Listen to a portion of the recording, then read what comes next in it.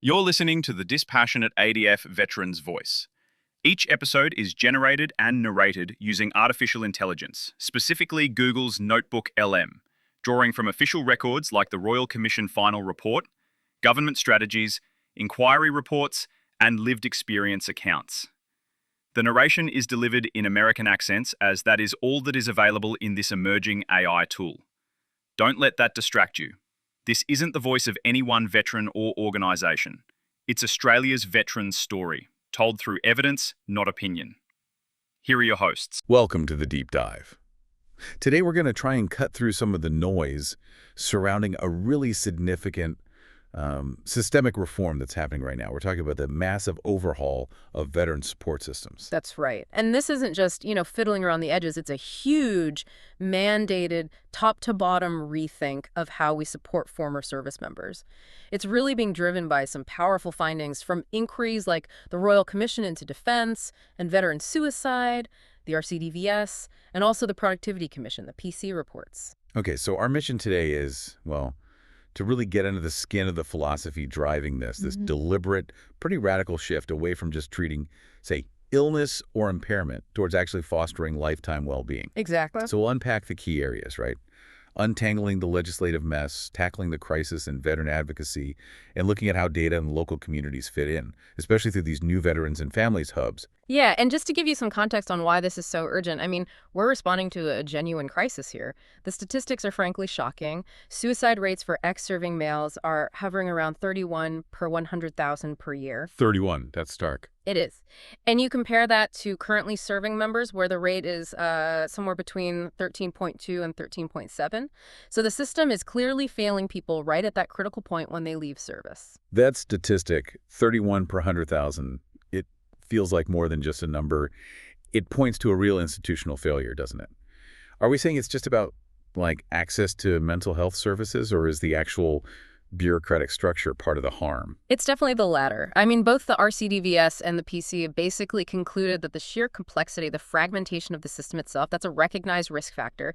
It contributes to self-harm, to suicidality. You hear veterans talk about dealing with DVA, the Department of Veterans Affairs, as a bureaucratic nightmare. Yeah. And you realize, okay, the system designed to help has actually become this huge barrier. It generates friction, despair even. Wow.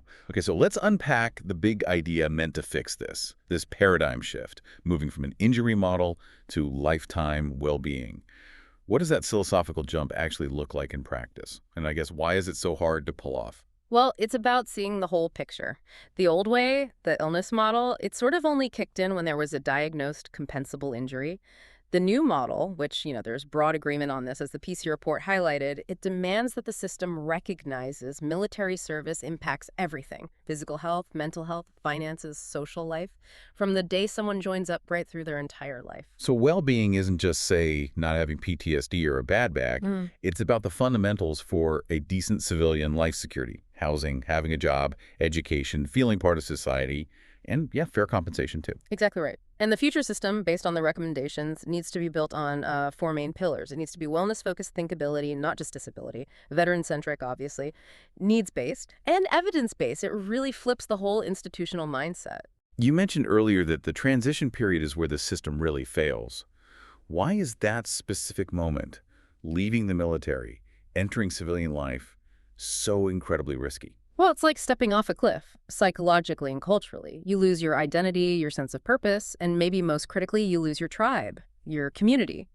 The military provides this constant structure, this belonging. Take that away suddenly, the risk just shoots up.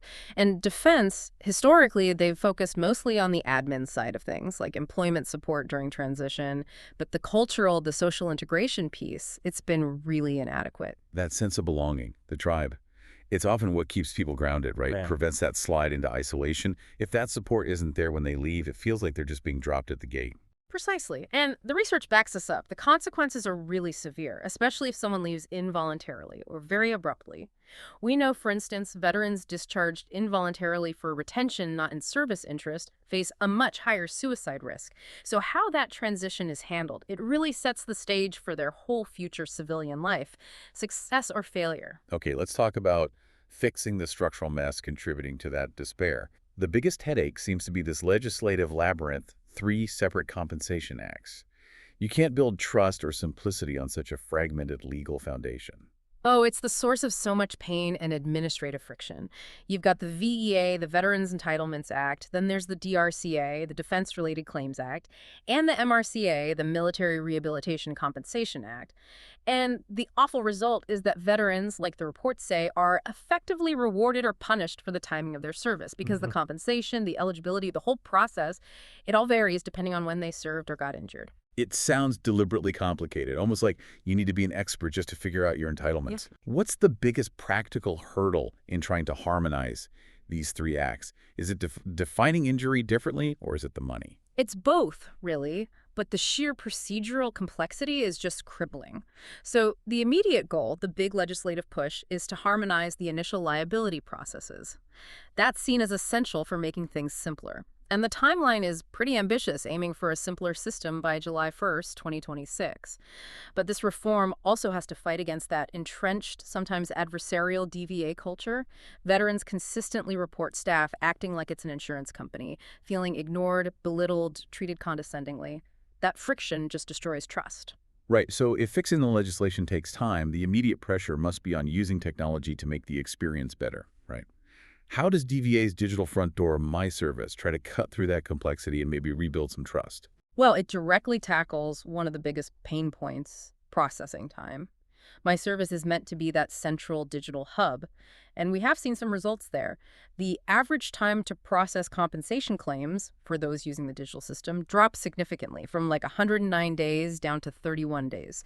Now, that doesn't magically fix the underlying laws, but it does shorten that period of uncertainty and financial stress for veterans. That's a pretty significant improvement in efficiency. But if they're getting claims done faster, where does the pressure shift and how does data help here? Is it just about speed, or is it about better support overall? Good question. The pressure shifts towards data accuracy and using that data for proactive support. Data is really seen as the critical enabler for this whole lifetime well-being model. You need solid, reliable data, both the numbers and the stories, qualitative and quantitative, to keep improving policy. So DVA is setting up new data partnerships, like with the Australian Institute of Health and Welfare, the AIHW, and critically, they're trying to improve links to ADF health data. The big goal here is to move beyond just reacting to claims. It's about using integrated data service history, health info, civilian status to proactively spot and support people who might be at risk. Speaking of support, when the system's that confusing, people naturally look for help navigating it.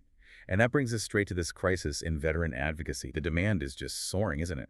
Claims lodged by advocates jumped from, 46% to 52% in just a couple of years? Yeah, that jump really highlighted a systemic vulnerability. Specifically, the rapid and frankly alarming growth of the commercial fee-for-service advocacy sector.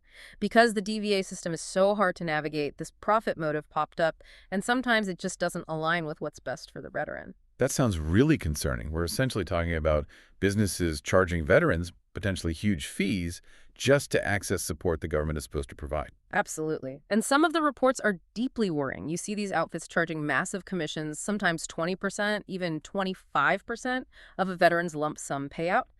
Their incentive becomes maximizing that payout number, not necessarily ensuring the veteran gets the right treatment or support for recovery long term. And what about this integrated advocacy model, where the advocates are linked with the doctors writing the reports? That sounds like a massive conflict of interest. It is a major concern, yeah. DVA itself has reported on the harms this can cause. It can lead to, well, unnecessary medical reports, more services to bill for. But more worryingly, it can contribute to overdiagnosis. The veteran might be subtly encouraged to believe they're more unwell than they are, which, increases anxiety and actually works against that lifetime well-being goal by keeping the focus squarely on impairment. That's essentially undermining recovery for profit. So how are they trying to fix this mess in the advocacy sector? It's sort of a two-pronged approach. First, the RCDVS recommended getting rid of the old grant program, BEST, which wasn't really cutting it, replacing it with ongoing demand-driven funding. And this is specifically for professional, paid veteran compensation advocates. The idea is to make sure free, quality advocacy is available to any veteran who needs it. Okay, professionalization, proper funding sounds like a big step up. What's the second part? That's the regulatory side. The establishment of this independent, not-for-profit body called the Institute of Veterans Advocacy, or IVA. This is really the key piece for cleaning up the whole sector. Right, the IVA. So that provides the regulatory teeth setting standards and keeping an eye on everyone. That's exactly the plan. The IVA will set clear competency standards, create a mandatory code of ethics that everyone has to follow, and monitor compliance. And that applies to all advocates, the free ones funded by the government and the fee-for-service ones. It's about ensuring a baseline level of quality and ethical conduct, protecting veterans from predatory practices. Okay, so we've covered fixing the laws, professionalizing the guides, but ultimately all these big structural changes have to actually make a difference on the ground, where veterans live. How do ideas like co-design and place-based support turn into real local help? This is really where lived experience becomes central. Co-designing solutions with veterans and their families is now seen as fundamental. They're using things like the Veteran Families Policy Forum as vital conduits, they call them, getting those voices directly involved in shaping policy, making sure it reflects actual needs, not just what bureaucrats think they need. And recognizing the family's role feels so important. They really are the hidden support system, aren't they? Absolutely. They carry a huge, often invisible load. Research consistently shows families, particularly partners, are usually the first ones pushing the veteran to get help. But get this, about 2/3 of family members surveyed believed the veteran probably had mental health issues, even if nothing was formally diagnosed. 2/3. And you mentioned earlier, it's often the cultural barriers, that military tough-it-out mindset, stopping people seeking help, more than just not knowing where to go. Families are battling that stigma daily. Exactly. The formal system just can't replicate that day-to-day support and encouragement families provide. And that leads us right to the Veterans and Families Hubs. These are being talked about as a potential game changer. Okay, why are the hubs seen as the game changer? How do they fix that fragmentation problem we discussed? Well, they're designed to be the delivery mechanism for these place-based, community-led solutions. They directly tackle that navigation nightmare. The idea is to stop veterans having to tell their story over and over again to different agencies. They provide a single point of contact, ideally co-locating various government and community services under one roof. And crucially, they're also meant to foster social connection and community engagement. That social connection piece seems vital for tackling that loss of tribe after service. It really is. And because they're place-based, they allow communities to tailor services. You see examples like the Northern Territory government's Operation Thrive plan. They're focusing locally on transition, education, jobs, health. They're even working with primary health networks to upskill local GPs in veteran-specific health issues. This local customization means services can meet specific regional needs in a way national policies just can't. So this deep dive has really laid out a huge scope of work. Harmonizing laws, professionalizing advocacy with the IVA, using data proactively, embedding local support through the hubs. It's massive. It is. It needs constant watching, significant investment, and real accountability between governments. But if you zoom out for a second, perhaps the biggest challenge isn't technical, it's cultural. Real systemic reform means changing more than just the forms and processes. It's about fundamentally changing how institutions interact with veterans. That deep trust divide you mentioned, built up over years, decades even, of feeling let down. Precisely. Given that history, that evidence of institutional betrayal, administrative friction, sometimes called administrative violence, you have to ask, can these new structures, these hubs, these reforms, actually bridge that deep gap in trust between veterans, their families, and the very institutions meant to support them? At the end of the day, success won't just be about the laws or the data systems. It'll be about delivering on that simple core promise veterans asked for. Say what you do and do what you say. A promise of transparency, follow-through, and genuine care. That feels like a fitting place to leave it. A challenge for us all to consider the immense task of shifting culture alongside structure. Thanks so much for walking us through this incredibly complex but vital area. My pleasure. Good to talk it through. You've just heard a conversation built and presented entirely by AI from official sources. No speculation, no shortcuts. From Royal Commission findings to lived experience, we're unpacking the veteran ecosystem. If this episode helped you make sense of the system or gave voice to something you've felt but couldn't name, consider subscribing and liking the channel. That way, you'll be notified when the next episode drops. Send a link to a mate if you think they might benefit from synthesizing the massive information too. We'll upload at least one a week, each tackling a major issue with clarity, dignity, and zero spin. There will be 10 main episodes and many more spin-offs. This isn't just a podcast. It's clarity that is easy to consume and will help to mobilize those who really care.